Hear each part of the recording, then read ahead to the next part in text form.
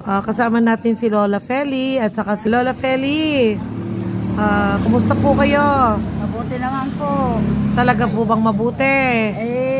Siyempre po, lalo tigit po ako po ay may karamdaman po ako, diabetic po ako. 3 years na po akong diabetic, nagagamot. Ngayon, kahit napapano hirap ng buhay, kung magkano lang yung mahawakang pera, pinaghahati-hati ko lang po yan. Bibili ng bigas, bibili ng gamot ko, pangangailangan sa bahay. Sobra naman pong mahal ang presyo ng bigas natin ngayon. Nahihirapan po kami talaga. Dahil nga po ang binibili po namin dito, pinakamababa 52 pesos per kilo na po. Siyempre po, kailangan po natin yun sa buhay natin, sa pang-araw-araw natin pamumuhay. Kaya po, talaga pinipilit po namin, kumbaga ipinipikit na lang po namin yung aming mga mata na talaga isacrifice namin para mabili namin yung aming pangangailangan na yan. Pero number 1 po talagang pangangailangan, bigas.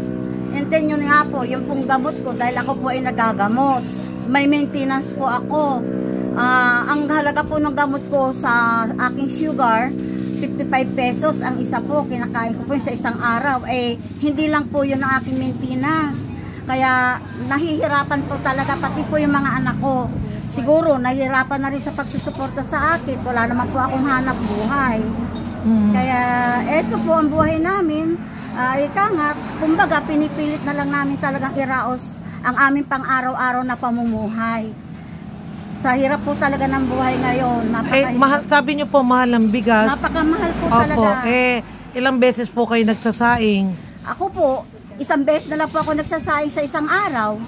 Kasi po, talaga pong ganon, titipirin niya pati ulam, ganon. Tsaka isa pa po, yun na nga po, porque talagang dahil po sa sakit ko, diet po ako, talagang konti-konti na nga lang po yung kinakain ko. Ganon po. Pakahirap po ng buhay. So, ano po ang wish nyo ngayong Pasko?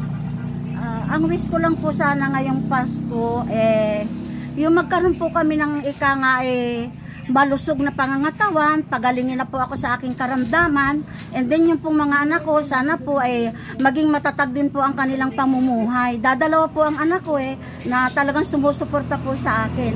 Lalo tigit po, alam ko pong nahihirapan sila lalo kapag po ako sinusumpong ng sakit ko.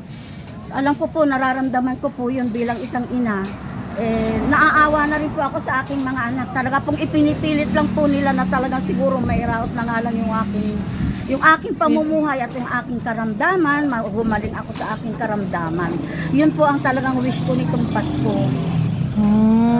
Yung bigas, sabi nyo mahal ang bigas, hindi nyo ba i-wish na bumaba ang presyo ng bigas? Yun po, isa rin po sa wini-wish ko na sana po bumaba po ang presyo ng ating bigas, and then yung po mga prime commodities natin, hindi kaya po pwede na bumaba rin. Kasi po talaga pong hirap na po kami talaga.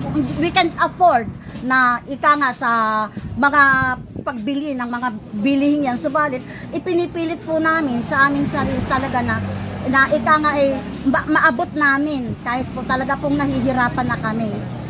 Pinipilit po namin talaga. Bilang isang mahirap po, wala naman po kaming bukid. Wala naman po akong hanap buhay. Ang akin pong anak, wala rin permanenteng trabaho.